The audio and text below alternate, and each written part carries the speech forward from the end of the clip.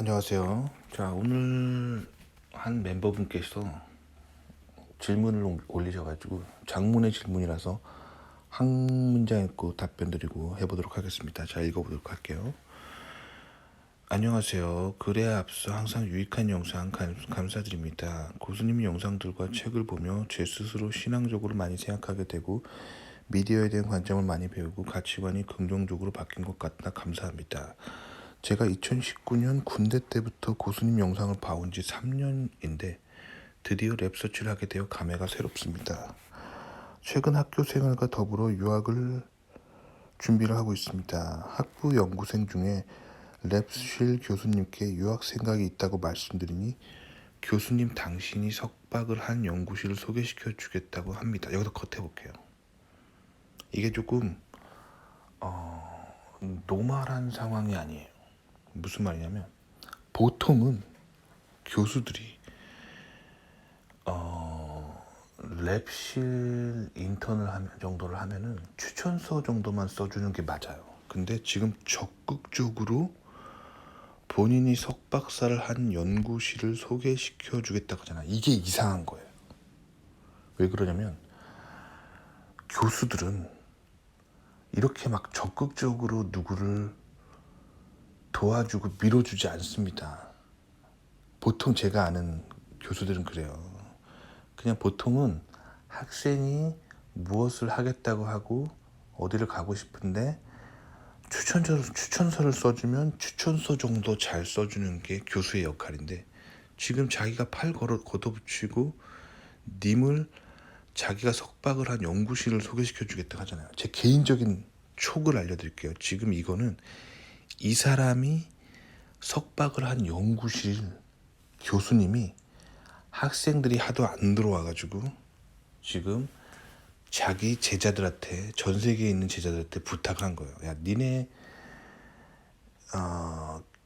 뭐 랩실에 석사 출신이나 학부 인턴 중에 똑똑한 애 있으면 좀 여기로 좀 연결 좀 해줘라고 지금 부탁을 받고 하는 행동 같아 보여요.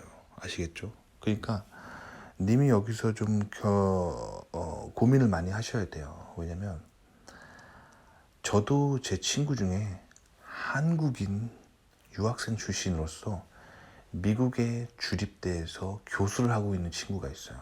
근데 이 친구랑 저도 자주 통화를 하는데 항상 고민이 뭐냐면 학생이 안 들어온대요. 이게 말이 됩니까?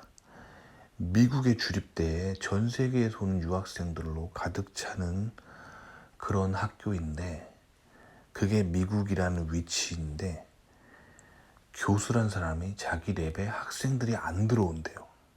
이유가 뭘까요? 인종차별일까요? 아니에요. 현대 미국 사회는 인종차별이 거의 없다고 보시면 돼요. 없어요. 자, 근데 왜 그러면 한국인인 교수가 있는 제 친구가 교수로 하고 있는 그 랩에 학생들이 안 들어올까요? 그거는 제 친구의 한국인적인 습성 때문이에요. 그 친구 맨날 전화해 보면은 자기 교수 연구실에 밤 12시까지 있어요. 주말에도 자기 연구실에 나가 있어요. 왜 그러냐면 그 친구가 얘기를 해보면 자기 인생에 대해서 너무 불안해요. 미국이라는 외국 땅에서 내가 살아남고 정교수 해야지, 그리고 여기서 교수로서 성공해야지, 그게 그런 뭐랄까 존재 자체가 불안해요. 그래서 미국인들은 그 미국이 자기네 나라 땅이잖아요. 그러니까 여유로워요. 저녁 5시면 다 집에 갑니다. 미국인 교수들은. 그리고 주말에 안 나와요. 가족들하고 즐겁게 살죠. 근데 제 친구는 왜 그럴까요? 한국인 특유의 그 야근하는 컬처. 그럼 한국 사람들은 왜 맨날 야근할까요? 존재가 불안해서 그래요. 저도 한국에서 직장을 다녀봤는데 뭐 거의 이런 식이에요. 제가 미국에서 박사를 마치고 취업이 잘 안 돼가지고 한국 직장을 다닌 적이 있거든요. 근데 뭐 거의 이런 식이에요. 제가 그때 귀국했을 때 물론 잠깐 있다 다시 미국 나왔지만 제가 들어왔다는 소문이 회사에 쫙 퍼졌어요. 야, 미국 박사 우리 팀에 들어온다고 쫙 퍼졌어요. 그럼 어떻게 되냐면 그 팀에 있었던 국내 박사들, 그리고 뭐 석사 정도 한 사람들, 그리고 학부 출신들, 이런 사람 다 긴장하는 거예요. 왜냐면 미국 박사가 귀국했대 하는 소문이 쫙 나면서, 그러니까 사람들이 제가 집에 갈 때까지 다 집에 못 가는 거예요. 왜냐면 미국 박사한테 좋은 승진 자리, 보너스 자리 다 뺏기면 어떡해 하는 그 불안감. 그래서 제가 집에 갈 때까지 다 집에 못 가는 거예요. 뭐 그래요. 하지만 저는 그런 걸 보면서 진짜 한국 사람들 이 미래에 대한 불안, 존재가 불안한 거 안타깝다라는 생각 많이 했어요. 뭐 그리고 거기에 오래 안 다니고 다시 미국으로 나왔죠. 근데 지금 그거예요. 딱 봐도 이 랩에 학생들이 안 들어와가지고 지금 미국 지도 교수가 제자한테 SOS 친 겁니다. 제 개인적인 견해는 그래요. 왜냐면 평균적인 미국의 대학원 랩실은 학생들이 막 지원자가 막 뭐 몇백 대 1이라서 너무 많아요. 그래서 이런 부탁을 할 필요조차도 없습니다. 근데 지금 얼마나 사람이 안 들어오면 이런 소리를 하겠습니다. 하겠어요. 자, 읽어드릴게요. 또 N대학교인데 기계항공공학부입니다. 이와 관련하여 고수님께 의견을 여쭙고 싶습니다. 자, 근데 지금 보면은 이 질문하신 분이 전자공학과예요. 근데 지금 기계공학과로 또 밀어주는 거잖아요. 자, 그러니까 과를 지금 또 바꿔야 되는 상황이란 말이에요. 자, 근데 일반적으로 미국에서는 과를 크게 안 따져요. 뭐 전자과 학부 나오고 기계과 대학원 가는 거에 대해서 미국은 크게 따지지 않어요. 따지지 않고 오히려 좋게 볼 수 있어요. 왜냐면 본인이 할 수 있는 그 기술의 범위가 훨씬 넓어지는 거예요. 학부를 전자를 하고 박사를 기계를 하면은 전자기계 모두 아는 사람이 돼서 굉장히 폭넓은 분야를 볼 수 있는 사람이 되겠죠. 되게 좋은 건데 미국에서는 이걸 좋게 생각하는데 한국에서는 이걸 나쁘게 생각합니다. 그래서 님이 나중에 한국에 귀국할 생각이 있으면 이건 좋은 플랜이 아니에요. 왜냐면 한국 사람들은 생각하는 게 되게 좁아가지고 님이 한국에서 나중에 직장 생활하거나 뭐 교수 임용하거나 뭐 하여튼 한국에서 연구소를 가거나 할 때 한국 면접관이 반드시 딴지를 봅니다. 왜 학부는 전자과를 나왔는데 박사는 기계과를 가셨어요? 무슨 문제 있으셨나 하면서 되게 삐딱하게 봅니다. 한국 사람들이 원래 그래요. 그러니까 하지만 미국은 전혀 문제 없습니다. 그러니까 그 부분을 일단 생각해 보셔야 되고, 자, 그 다음에 님의 이제 프로필을 좀 가지고 코멘트를 해드릴게요. 자, 1번 개신교입니다. 굉장히 좋은 문화 코드를 가지신 거예요. 왜냐면 미국은 건국 이념 자체가 개신교잖아요. 개신교인으로서 미국에서 산다는 것은 굉장히 큰 어드밴티지가 있습니다. 그래서 계속 개신교 생활을 하시고 미국에 건너가시면 미국 개신교 교회를 꼭 출석을 해보세요. 그래서 미국 친구들 굉장히 많이 사귈 수 있습니다. 자, 2번 서울 소재 전자공학과 4학년 학점 3.8입니다. 학점 굉장히 괜찮네요. 학점은 큰 무리가 없을 걸로 보여요. 3번 EECE 소속 광학연구랩실 학부연구생을 1년째 하고 있습니다. 그러시군요. 집에서 학비 지원이 가능합니다. 학비 지원이 가능하셔도 펀드를 받으세요. 왜냐면 1년에 거의 돈 1억 들어가는데 이거 다 학비 지원 받아야죠. 학교에서. 집에서 학비 지원 받으면 부모님 돈 1억 깨지는 거잖아요. 그러니까 미국 대학원에서 학비 지원을 받아야죠. 그러면 1억 세이브 되는 거잖아요, 연간. 자, 그 다음에 미국 빅텍에 입사하는 것이 목표. 그러시군요. 그러면 빅텍 관련된 그 랩에 가시면 좋을 것 같아요. 자, 그 다음에 코딩과 인공지능에 관심 많고 학부 연구생으로서 진행해본 미니 프로젝트가 있습니다. 그러시군요. 학부 연구로 IBM D-웨이브 양자 컴퓨터를 사용해 보았고 관련 논문이 1편 있습니다. 학부 출신으로서 논문이 있다는 건 굉장히 잘한 겁니다.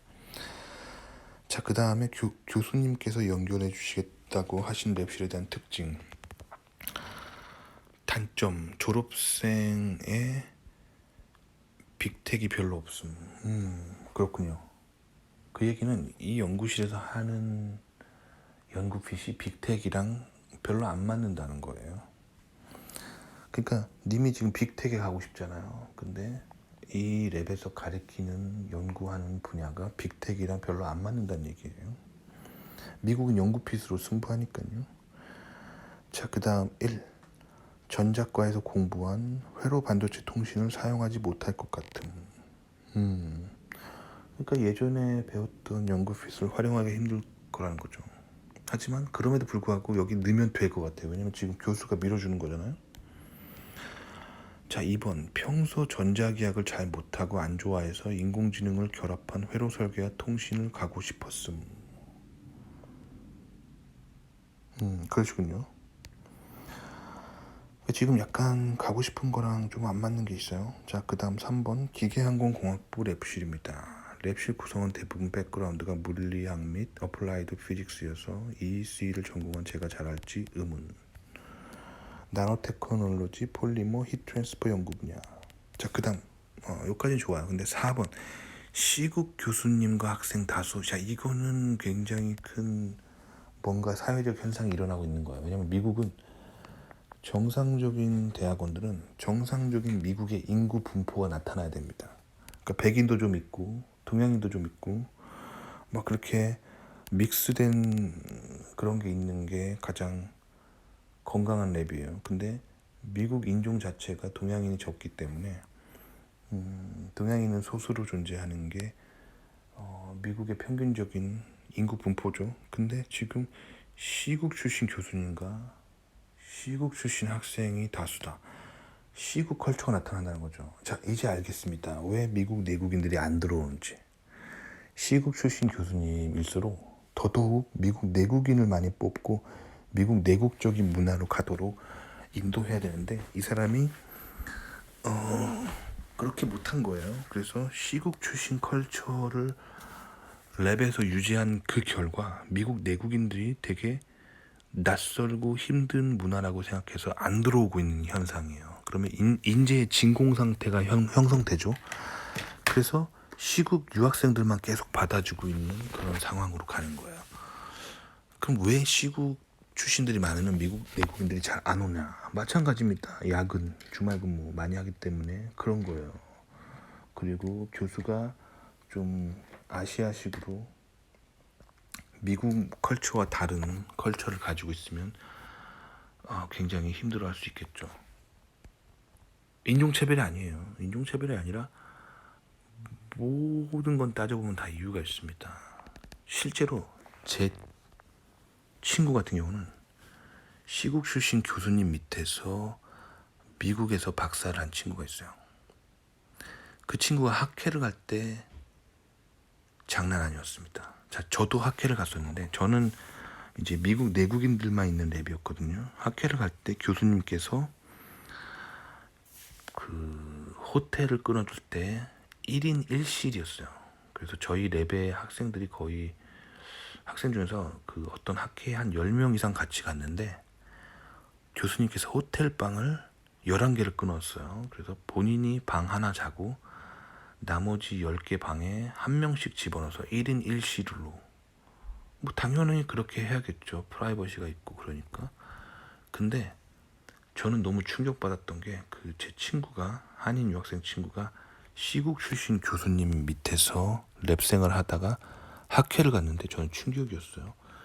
교수님이 방을 딱 2개만 예약을 했다고 하더라고요. 그래서 첫 번째 방에는 남자 애들 다 몰아넣고 두 번째 방에는 여학생들 다 몰아넣고 그래서 좁은 호텔 객실에 뭐 5-6명 우글우글 그렇게 살았다가 하면 너무 불편했다고 하더라고요. 그래서 뭐 교수님은 침대에서 자고 학생들은 뭐 소파에서 자고 마룻바닥에서 자고 막 그러면서 진짜 뭐 이게 뭐 이렇게 힘들게 학회 가야 되나 하면서 너무 힘들었다 그러더라고요. 이렇게 컬처가 달라요. 그러니까 자기네 나라에서 그렇게 살았던 문화를 미국까지 와서 고수를 하는 거죠. 그러니까 미국 내국인 학생들이 싫어하는 거예요. 저기 가면은 학회 갈 때도 고생하고 야근도 하고 주말 근무도 하는데 내가 저기 왜 가? 이렇게 나오는 거예요. 그러니까 이게 인종차별이 아니에요. 시국 출신들은 자신들이 미국에서 인종차별 당했다고 주장을 많이 하는데 인종차별이 아닙니다. 미국 현대 미국 사회는 인종차별이 거의 없어요. 없다고 보시면 돼요. 다만 본인이 미국의 표준적인 문화 코드를 지키지 않기 때문에 미국 현지인들이 되게 낯설어하고 힘들어하는 그 현상인 거란 말이에요. 그런 현상이 일어날 수 있습니다. 교수님께 솔직히 말씀드리니 굉장히 좋은 인품과 좋은 연구자 걱정 말라고 하십니다. 당연히 그러겠죠. 지금 교수님이 자기 지도교사한테 부탁받고 학생들 리크루트 해주고 있는데 거기 가면 되게 야근 주말 근무 많이 하는데 이런 솔직한 얘기를 못 하겠죠. 마찬가지입니다. 저도 제 친구가 그 주립대 교수로 있는 한인 유학생 출신 친구가 있는데 저한테 맨날 전화가 와요. 그래서 야, 너 후배 중에 뭐 미국 유학하고 싶은 애 없어? 우리 랩 좀 연결 좀 해줘. 학생 너무 안 들어온다. 맨날 그래요. 자, 그러면 저 같은 경우도 이런 부탁을 받는 상황에서 뭐라고 말해야 될까요? 그쵸? 자, 5번. 해당 랩실에 가면 양자 컴퓨터나 딥러닝 할 수 있다고 하시는데 그 자체를 연구하는 것이 아닌 매트리얼이나 더멀 트랜스퍼 문제를 해결하는 메소드로 사용하는 것 같아. 양자 컴퓨터와 인공지능 자체를 연구하는 랩실 찾아봐야 하나 고민됩니다. 그러시군요. 일단 연구 PC랑 좀 관련이 있어서 좀 고민되시겠습니다. 이제 6번. 빅텍을 가기 유리한 근처 캘리포니아로 학교를 가고 싶었는데 동부 시골임. 그러시군요. 자, 장점. 카 XX 계열의 보수적 사립학교라 종교 생활에 좋을 것 같다. 여기서 컷해 볼게요. 지금 개신교라고 하셨는데 카 XX 계열의 보수적 사립학교라 종교 생활에 좋을 것 같다고 하시면 그렇지 않아요. 카 XX랑 개신교는 전혀 다른 종교입니다. 그리고 개신교적인 관점으로 봤을 때 카 XX 종파는 이단이에요. 왜 이단이냐면 자, 근데 사람들이 이 얘기 많이 안 하죠. 카 XX 종파가 이단이라는 얘기를 잘 안 하죠. 왜 안 하냐면 카 XX 종파가 이미 규모가 너무 커져 버렸어요. 그리고 너무 큰 종교 시스템을 구축하고 있기 때문에 함부로 카 XX 종파가 이단이라고 말하면 정치적으로 큰 압박을 받기 때문에 사람들이 말을 못하고 있는 거예요. 근데 카 XX 종파는 이단입니다. 왜 이단일까요? 성경책이 달라요. 개신교랑 읽는 성경책이 달라요. 알고 있어요? 잘 모르겠으면 카 XX 종파들이 읽는 성경책과 개신교 성경책을 비교해 보세요. 창세기부터 요한계시록까지 다 하나하나 카운트 해보십시오. 성경책 권수가 달라요. 즉 개신교 성경은 66권입니다. 세보세요. 근데 카 XX 종파는 여기다가 추가된 성경이 있습니다. 즉 종교로서 믿는 진리가 서로 다르다는 거예요. 그렇기 때문에 그러면 카 XX 종파는 왜 성경책이 더 추가되어 있는 걸까요? 그들의 종교적인 교리를 합리화하기 위해서 그 다른 성경책을 추가해 넣은 거죠.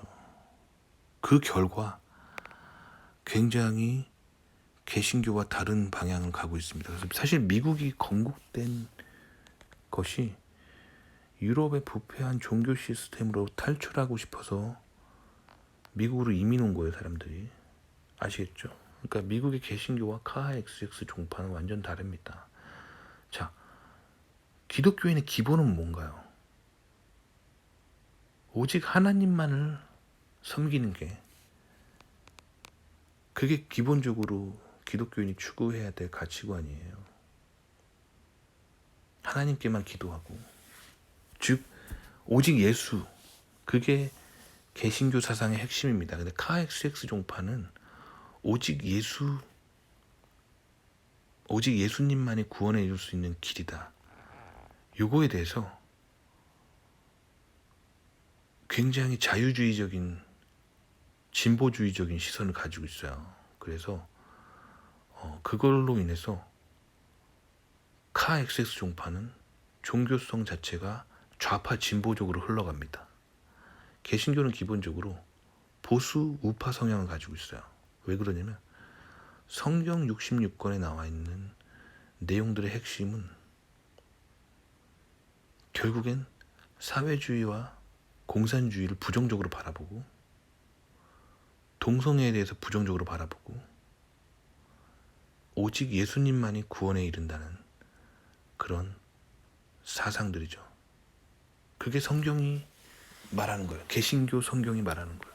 여기다가 다른 성경을 추가하면 이제 이 기본적으로 개신교가 가지고 있는 보수적인 생각들에 다른 생각들이 유입되는 거예요. 그래서 좌파 진보적인 성향으로 갑니다. 그래서 카 XX 종파를 보면은 예수님 외에 다른 것들에 기도를 합니다.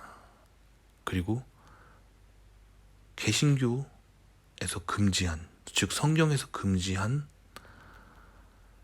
제사를 지내요. 죽은 사람에 대한 제사. 그거는 굉장히 잘못된 거예요. 우상 숭배잖아요. 그래서 카 XX 종파를 가는 사람들 보면 대부분 어떤 사람들이냐면 성경을 믿고 싶고 하나님을 믿고 싶긴 한데 자기가 제사를 드리고 싶은 거예요. 뭐 돌아가신 어머님이나 아버님에 대한 제사를 멈출 수가 없는 거예요. 그런 사람들이 개신교 가면은 이게 좀 찔리니까 개신교는 하지 말라고 하니까 그래서 카 XX 가는 거야. 카 XX는 죽은 사람에 대해서 제사 지내는 거에 대해서 오케이입니다. 자, 근데 카 XX에서 오케이 한다고 해서 그게 오케이 되는 겁니까? 성경을 읽어보세요. 하나님 외에 다른 신들에게 제사 지내는 의식은 모두 우상 숭배라고 죄라고 나와 있는데 그걸 권장하면 안 되는 거죠. 그래서 카 XX 종파는 이단입니다. 그러니까 카 XX 종파에 있으면서 하나님 믿고 싶고 하지만 그러면서도 제사를 못 끊는 사람들이 많이 가는 곳이에요. 그러니까 보수적 아니에요. 카 XX 계열은 진보적입니다. 진보 좌파적입니다. 아시겠죠? 그러니까 종교 생활에 좋지 않아요. 님이 개신교 신앙을 하기에 좋지 않습니다. 좌파 진보적인 종교적인 영향을 받을 수 있죠. 몰랐나요? 아시면 좋을 것 같아요. 그래서 보통 카 XX 종파는 좌파 진보적 성향을 가지고 있습니다. 개신교는 보수 우파적인 성향을 가지고 있고요. 아시겠죠? 그렇게 하시면 됩니다. 자, 그 다음에 풀 펀딩. 야, 요건 좋네요. 2번 한국에 있는 교수님에게 공동 지도 받을 수 있어 적응의 수월. 지도 교수가 노리는 게 또 이거네요. 자기 논문 좀 하기 위해서 미국 진출을 하기 위한 교두보로서 님을 활용하려고 하는 부분도 있네요. 부탁받은 것도 있고. 자, 3번 합격 확률이 높은. 이건 뭐 그냥 합격 그냥 되는 거죠. 4번 사촌이 근처 타 학교에서 박사 중. 괜찮은 거네요. 자, 정리. 미국 빅텍에서 취업하는 것이 목표라고 볼 때 조건이 더 좋은 다른 학교 석사 자리를 찾아봐야 할지 교수님께서 연결해 주겠다고 하신 박사 자리에 집중해야 할지 고민이 됩니다. 이에 대해 제 인생 목표인 실리콘밸리에서 일하시는 교수님께 꼭 의견을 듣고 싶습니다. 항상 서두에 말씀해 주시듯 조언을 듣고 제가 충분히 생각하여 기도하는 결정을 내릴 것이니 정말 편안하게 조언해 주시면 감사하겠습니다. 자, 이렇게 했는데 저는 일단 제가 드리고 싶은 조언은 두 개 다 해보세요. 여기도 해보고 이 교수님한테는 말씀드리지 말고 따로 지도교수 3명 정도의 추천서를 받아가지고 여기를 따로 또 가고 싶은 데를 지원을 해보세요. 그러니까 여기랑 딴 데에 투트랙으로 가보세요. 그래서 결국 인생이 열리는 곳이 있다면 그거를 잡으면 될 것 같아요. 그럼 후회가 없을 것 같아요. 만약에 예를 들면 나라면 지금 이 교수님이 연결시켜 주는데 노하고 내 스스로 딴 데 갔다가 또 떨어지면은 또 거기가 아쉽잖아요. 그리고 여기 가서 붙었어요. 그러면 내 전공 원래 하고 싶은 거랑 다른데 또 아쉬운 마음이 든단 말이에요. 두 개를 다 해보세요. 두 개를 다 해보고 양쪽 다 풀펀드의 길이 열린다. 그러면은 본인 하고 싶은 거 하면 되잖아요. 근데 본인이 가고 싶은 데 떨어지고 여기 붙는다. 그러면 어쩔 수 없는 거니까 여기라도 가야죠. 그리고 여기 떨어지고 딴 데 붙었다면 본인이 하고 싶은 거 하는 거 됐으니까 잘 되겠죠. 그러니까 양쪽 다 해보세요. 양쪽 다 해보시고 그 다음에 이제 그거를 바탕으로 결과를 좀 지켜보시면 되고. 근데 제가 말씀드렸던 것처럼 시국 출신이 있는 랩에서 오래 있으면 문화적으로 미국 문화를 잘 못 배우고 시국 스타일로 랩을 이끌 가능성이 높은데 그거는 굉장히 큰 마이너스예요. 미국 사회를 잘 못 배우는 거니까요. 하지만 지금 풀펀드와 거의 합격이 보장돼 있는 거잖아요. 그러니까 또 막상 인생 가보면 미국 대학원 가기 힘들 수도 있어요. 그러니까 모두 한번 해보세요. 모두 한번 해본 다음에 결과 나오면은 그때 이제 기도해 보시고 어디를 가야 될지 결정하시면 좋을 것 같아요. 아시겠죠? 자, 근데 지금 제 개인적인 생각으로는 지금 이 열리는 이 지도 교수님이 추천해 주는 데 가면은 펀드 받고 입학은 편할 것 같은데 들어가서 시국 컬처 때문에 고생할 것 같고 그리고 빅테크 가기 힘들 것 같아요. 제 개인적인 생각으로는. 아시겠죠? 그러니까 그래서 투트랙을 가라는 거예요. 그래서 님이 원래 원하던 데 붙으면 거길 가면 되겠죠. 근데 안 되면 여기라도 가야겠죠. 그럼 안 되면 여기라도 가야 되면 어떻게 하냐면 여기 석박사를 어쩔 수 없이 가게 되면은 어떻게 하면 되냐면 본인이 계속 빅텍 관련된 기술 쪽으로 자꾸 이제 좀 더 개인적으로 더 공부하시면 돼요. 면접만 준비만 잘하면 되는 거거든요. 그리고 빅텍에서 하는 연구를 좀 끼워 맞추면 돼요. 무슨 말이냐면 저도 솔직히 말씀드리면 저도 원래 전공 자체가 인공지능 전공은 아니었어요. 근데 지금 인공지능 개발을 하고 있거든요. 어떻게 그렇게 됐냐? 제 박사 전공은 GPU예요. General Purpose Graphic Processing Unit. 즉 GPU 전공이란 말이에요. 그래서 GPU를 이용한 병렬 연산을 굉장히 많이 했었어요. 근데 이게 어떻게 보면 머신러닝을 하기 위한 기초 이론이잖아요. 그러니까 GPU 공부했던 베이스를 가지고 이렇게 거기서 조금만 더 제가 노력해가지고 면접 준비하면 또 컴퓨터 회사 갈 수 있습니다. 그렇게 해서 회사 들어가면 그때부터 회사 경력으로 점점 실력이 느는 거기 때문에 그 이후는 문제 없겠죠. 마찬가지입니다. 님도 지금 빅텍 가고 싶지만 혹시라도 잘 안 돼서 인생 꼬여가지고 여기 외에는 붙은 데가 없다. 그러면 또 장점이 있잖아요. 풀 펀딩 받고 합격 확률 높으니까 여기라도 가야죠. 그렇지만 여기 단점이 보시면 그쵸, 여기 5번 보면 해당 랩실에 가면 양자 컴퓨터나 딥러닝을 할 수 있다고 하는데 그 자체를 연구하는 게 아니라 매터리얼이나 더멀 트랜스퍼 문제를 해결하는 메소드로 사용하는 거. 어쨌든 양자 컴퓨터나 딥러닝 하잖아요. 그러니까 여기서 요거라도 배워놓은 후에 요거를 잘 코스프레 하는 거예요. 그래서 이 메소드로서 사용하여 양자 컴퓨터나 딥러닝을 했던 거를 엄청 강조하는 거죠. 본인의 어떤 인터뷰 볼 때 자기소개할 때 그것만 막 강조하는 거죠. 그렇게 하고 또 따로 그런 양자 컴퓨터나 인공지능 관련 수업을 많이 들어요. 그렇게 해서 양자 컴퓨터나 딥러닝 전문적으로 한 사람에 뒤지지 않은 그런 백그라운드를 완성한 후에 이제 실리콘밸리 빅텍 면접을 준비하면 되겠죠. 이렇게 하면 괜찮을 것 같아요. 이렇게 하면 괜찮을 것 같아요. 하지만 제발 님도 이미 알다시피 이게 최선은 아니잖아요. 그러니까 투트랙을 가라는 거예요. 님이 원래 하고 싶었던 거를 이 교수 몰래 따로 또 지원을 한 다음에 이제 양쪽을 지켜보면 후회가 없겠죠. 아시겠죠? 도움이 되셨길 바랍니다.